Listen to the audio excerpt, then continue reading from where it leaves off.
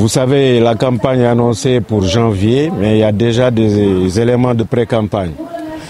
Dans un contexte du pays assez perturbé depuis le mois de mars, mais cette perturbation est aggravée en Casamance parce que nous vivons un conflit vieux de 40 ans. Donc ici ajouté un certain nombre d'incidents précurseurs qui ont inquiété plus d'un.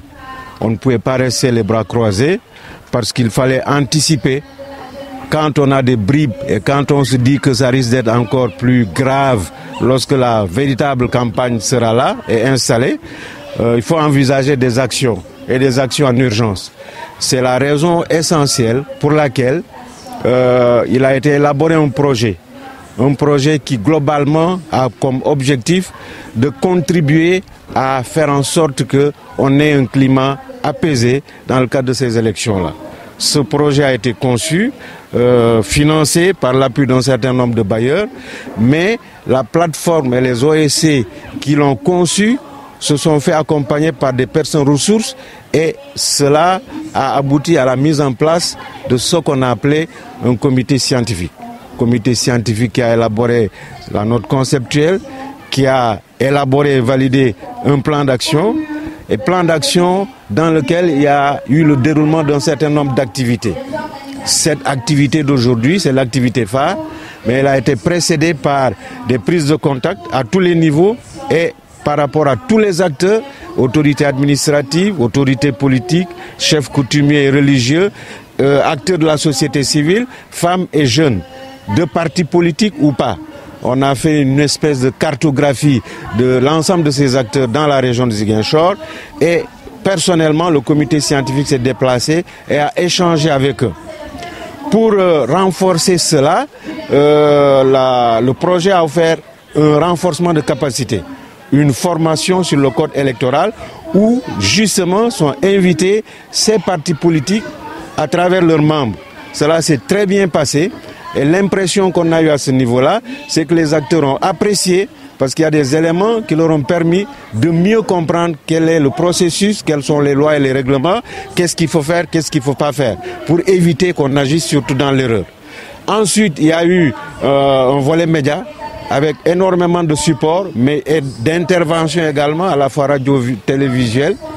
Et aujourd'hui donc, à la veille du démarrage effectif de la campagne, il fallait cette grande campagne de sensibilisation et de mobilisation où l'idée c'est qu'à travers différentes stratégies, des communications oui, mais surtout des prestations théâtrales et des invites, qu'on puisse aboutir à un appel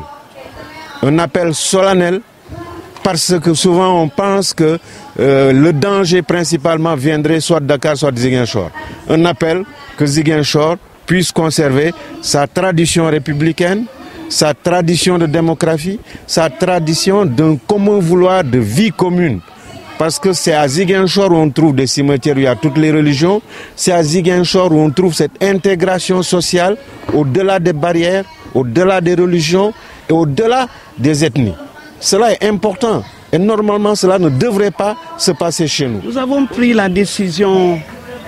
de nous mettre ensemble avec d'autres organisations de la société civile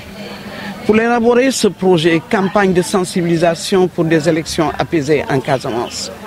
L'idée nous est venue à la suite de ce qui s'est passé en mars 2021, qui avait ébranlé toute la population, qui a fait ces événements ont fait des morts, ont fait des victimes, ont fait des blessés graves dans notre région à la Casamance. Et donc, à l'approche des élections, c'était important pour nous de sensibiliser, de calmer le jeu, de parler aux différents partisans de cette élection électorale locale. Il s'agit pour nous de parler aux administrateurs de notre région, de notre commune, de parler également aux politiques, de parler aux jeunes, de parler aux organisations de la société civile pour qu'une sensibilisation forte soit faite, un plaidoyer très fort soit lancé, ce qui vaut l'objet de cette journée d'aujourd'hui où nous allons interpeller tout le monde, particulièrement des jeunes, pour que les élections se fassent de façon libre, de façon démocratique, pour que l'on sorte de là avec des résultats transparents. Chez les jeunes, c'est quoi le maître mot, c'était quoi? Ne pas se laisser ne pas se laisser manipuler, ne pas se laisser influencer,